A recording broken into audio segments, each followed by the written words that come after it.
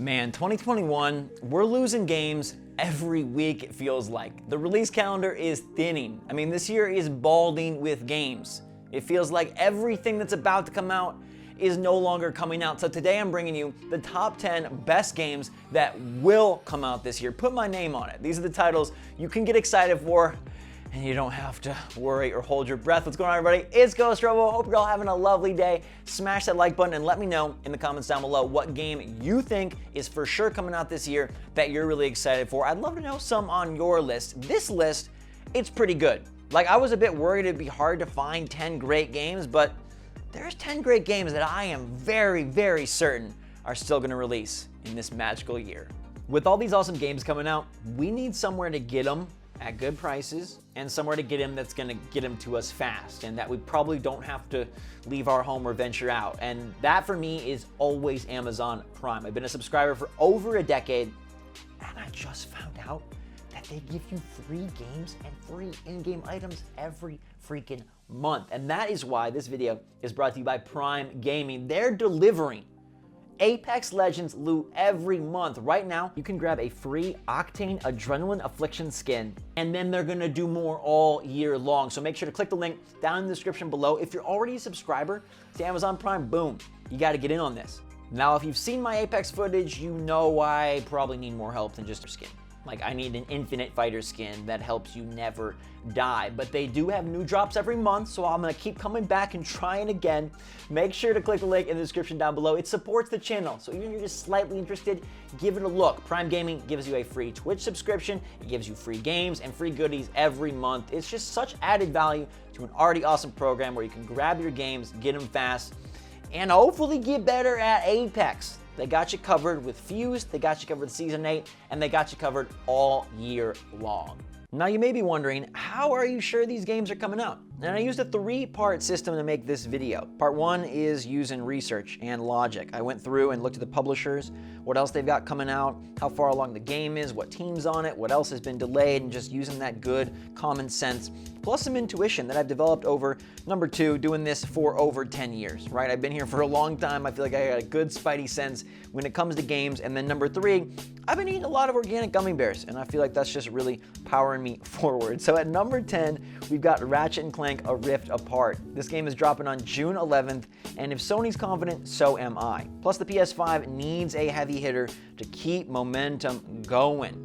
I mean, it has been a slow start for both next-gen consoles, and hopefully this summer is when we start to see the releases begin to pile up. Ratchet & Clank is from a very reliable developer. It's going to put them a good ways away from Miles Morales, and the game looks very nice. In fact, it was one of the tentpole demos used to hype up the PS5 and its graphical capabilities before the system even launched, so I am very sure, even if there's a small delay, Ratchet & Clank will hit this summer, and it should be a really fun game, utilizing that multiple realities system, flipping between the rifts. It's going to take advantage of the PS5 power, the instant loading, and hopefully a lot of awesome gameplay. I feel like the most recent Ratchet, the one on PS4, underrated game. So pay attention to Rift Apart when it launches in June. At number 9, we got Lego Star Wars Skywalker Saga. Don't sleep on this game. I feel like a lot of people just dismiss it as soon as they read the first word, but I'm telling you, this was one of my biggest surprises of E3 back in the old world, you know, when we'd go to shows. The game looked phenomenal. They're bringing in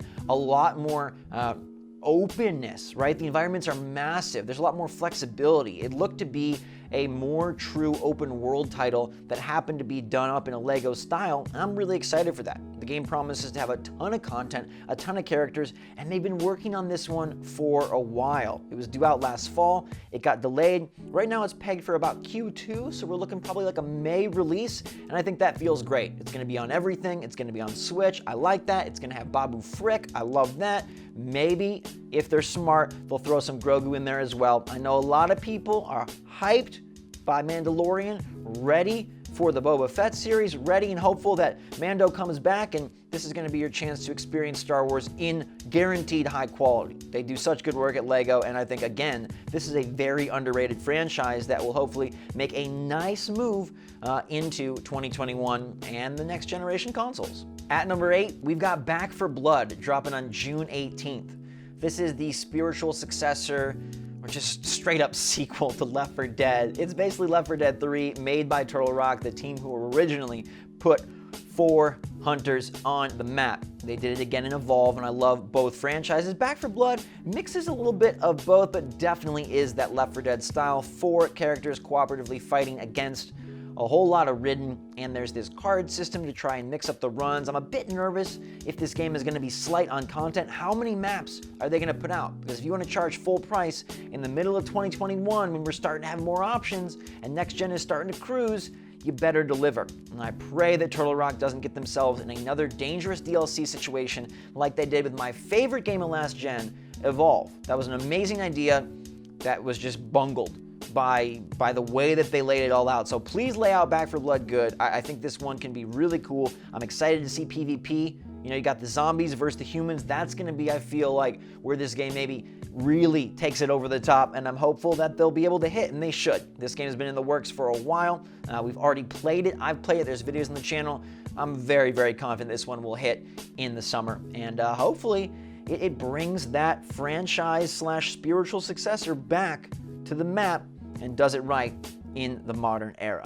At number 7, we've got Deathloop, which has a May 21st release date. Now, this game could honestly slide all the way to the top 2, or it could stay right where it is. I'm still, like, the jury's out on what is Deathloop. Deathloop is like Dishonored, but with a time looping mechanic and more guns. It looks super sexy. I think it's got a great aesthetic. The trailers just purr right along, and they're very boom bang. There's a lot of music, a lot of noise, and it's like, okay, am I going to be able to make the game look this cool? Is the moment-to-moment gameplay going to maintain this energy? There was a major delay of Deathloop, but it is one of those legacy titles for Bethesda that's still hitting PS5 and starting off exclusively PS5 before, you know, they go and buddy up with Microsoft for the remaining future. I am hopeful as all heck for Deathloop, and I'm confident that it will hit. Bethesda needs a release. It's been promised for a while, and May 21st, they're feeling pretty confident. There's no way this one slips out of 2021, but I hope it doesn't slip out of the minds of gamers. I hope we look back and say Deathloop was one of the cream of the crop titles of 2021. I hope it's in the conversation for Game of the Year. I'd love for it to be amazing. I just feel like it's hard to pin down still, and I'm going to wait for some previews to really determine what exactly Deathloop is, but as of now, I'm very excited. At number 6, we've got Psychonauts 2, which is kind of a personal pick, but I feel like it has enough industry recognition to be a normal pick. I mean, Double Fine, fantastic developers. This game was announced in 2015, okay? 6 years in running, they have to put it out. And it was supposed to come out last year. It's been pushed, and it seems like based on their Twitter feed and based on things that they've been saying, the demos we've seen, the progression of the game, it is just about ready. They got a boost from Microsoft. It's been shown off as part of Microsoft's Xbox Series X package, and I'm really excited to play this one. I hope that it's able to retain the charm and the spirit of the original while moving the gameplay forward. You got to make sure you do some 2021 things. There's a lot of games on this list, like we mentioned with Ratchet and Clank and Lego Star Wars and Back 4 Blood, and now this one that I hope can really find a way to evolve their formula and make sure it feels relevant and current. And I hope that it has a really engaging story and does some quirky things that leave memories. One of my favorite things about Psychonauts isn't even necessarily the game itself. It's talking about Boyd with my brother and laughing about the lungfish. Like, there's just a lot of really classic moments, and it's more than a cult classic. It is a fantastic game, and I hope it gets the sequel it deserves. I know we'll be playing it in 2021, and you better believe I'll be there day freaking one. At number 5, we got Mario Golf Super Rush launching on June 25th. Now, you know Nintendo doesn't nail down their dates until they are sure. They're one of the publishers that doesn't like to disappoint. They issue apologies when they do, and so I'm confident Mario Golf will hit. It looks to be an awesome iteration of a Mario Sports title. I know golf isn't everybody's thing, but neither is tennis, and Tennis Aces was fantastic on Switch a few years back. I feel like this one with the more party-style emphasis is gonna bring in a lot of families and a lot of players for multiplayer mayhem. Like, it's still gonna have great golf. It's got that awesome single-player RPG mode. That's where I'll probably spend most of my time, and I love just the way that the characters look. They've got all these interesting outfits. Everybody's actually dressing for the occasion, not just traditional overalls, but Wario with the cowboy hat, Peach with the tennis skirt, the golf skirt. It's just looking really fantastic, and that mode where you're rushing the course, playing speed golf, it's a nice twist that has been done before, but this time with Mario and Mushroom Kingdom elements. I think this game is again going to be one of the unsung multiplayer heroes of the year, and boy, it's going to be great to get some more multiplayer on Switch, help support the summer, and hopefully launch us into a great fall for Nintendo. We got nothing that we know about for the second half yet, but I'm pretty pumped for Mario Golf Super Rush, and I'm just really excited for another Mario Sports. Wish it was soccer, wish it was strikers, but we'll settle for golf, and we will like it this June. Number 4 is Rainbow Six Quarantine. Now, it's going to have a different name. It was rumored to be rebranded Parasite. Ubisoft says, nah, they haven't decided yet. But we have seen some screenshots from this one. Some stuff leaked out, and it is close. I don't think this is a case where the game is going to disappear like Patriot. If you remember that from way back, one Rainbow Six never appeared, and then we got the incredible Rainbow Six Siege that really just delivered years upon years of content and fun and esports and just so much good multiplayer. Hopefully Quarantine can do that, but for the PvE side of things, this one is going to be cooperative, and you're going to be fighting against some sort of scourge. It's going to be interesting to see Back 4 Blood duke it out with Rainbow Six Quarantine, you know, similar but different, these co-op experiences where you're gunning down, you know, these violent enemies. Which one comes out on top? We got the Aliens game that was announced, didn't make my list, but I'm still interested. And I think with the hype and the praise that Siege has gotten, they've got big shoes to fill, and I hope they're up to the challenge. They've had a lot of time to work on this game. It's seen many delays. Right now it's targeting a middle-of-the-year release, and I'm pretty sure Ubisoft is going to put it out. This is not an Assassin's Creed year. They've got Far Cry, they got Rainbow Six. I expect both of those to hit, but Rainbow Six is where I'm interested to see how it fares. Will there be a PvP component? Are they going to want to try to continue, evolve, change, mess with Rainbow Six Siege, or will that be saved for a further sequel down the road? Quarantine's interesting. They got to change the name, but whatever they go with, I'm definitely excited, and I hope it is more co-op fun sometime this summer.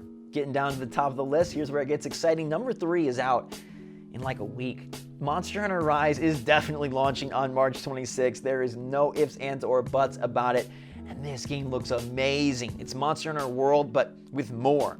You're doing the wyvern riding, you're moving around quick and fast, dashing, riding a dog like it's a Mario Kart, and it's just, the game looks good. It's a Switch title that looks really good. The art direction is inspired, there's a lot of nice locations, and so many monsters. Magnamalo holding down the fort as the titular big foe, and he was a brutal beast in that recent demo. This game plays incredibly good. As long as it runs good and the online is good, it's going to be, I think, a shoo-in for one of the best games of the year. Definitely up there for best game on the Switch in 2021. And you know, even though it's not making its way to PC until the following calendar year, I think this one's going to be in the conversation. I still feel like this game is under the radar. Even though it's getting a lot of love and a lot of buzz, I don't think people realize how big this is. Partially because it's an exclusive, but partially because the franchise had its coming out party in the West with Monster Hunter World. And now they're just evolving and expanding and adding, and it's on the hottest platform. I mean, this is going to be huge. I can't wait to play it in just 2 weeks. Number 2 is Gotham Knights. Now you might say, Zach, this may not make it, but I know it will. Here's why. Warner Brothers has already delayed their Gollum Lord of the Rings title and their Hogwarts game. They do have Lego, Star Wars, Skywalker, Saga, but I think they're going to make a heavy push to get Gotham Knights out there. We've seen an extensive demo, right? We've seen more of this, and they played it. They showed us what's going on. They showed us the characters. They had a trailer, and they had gameplay, and it looked great. It looked exciting. I'm so pumped to have Batman back. And his first opportunity, well, not him directly, but the idea, the theme, the brand, its first opportunity to hit next gen and deliver. I'll be curious to see how this one handles itself in a solo mode. Can you enjoy Gotham Knights single player style like you would have played Arkham Knight or Arkham City or Arkham Asylum? It looks to be much more mission based, level up based. I don't think we're gonna have the same story impact that we received in Arkham Asylum. That game was revolutionary. That game is just iconic. I hope this game finds ways to be even half that. And I hope that it really can find a way to meld its multiplayer with its world building, to make sure that you feel like you are being a Batman DC character, but also experiencing and exploring great set pieces, taking part in fights with great villains, and not feeling like this is just another game that's trying to replicate the games as a service model. I don't want any more of that. I want a good Batman game. And I think Gotham Knights has what it takes to deliver. I'm super curious to see what the whole Call of Owls thing is about. They didn't really talk much about that. We got a lot to look forward to. I expect this one to be a big showpiece at E3, the digital E3, I guess, and then deliver the goods later this fall. But I'm very excited for Gotham Knights, and I hope you are as well. That, my friends, brings us to number 1. And what other game could it be than Halo Infinite? It's supposed to be the game that brought Series X into this world and instead delayed a full freaking year. Now, I don't think there's any way Microsoft goes 2021 without launching Halo Infinite. You could say, Zach, it's sketchy. Okay, they've got a lot of issues over there at 343. They're working on some stuff. We don't know what's going on, but I know they need this game. The system needs this game. Microsoft needs this game. And honestly, 343 and Halo needs this game.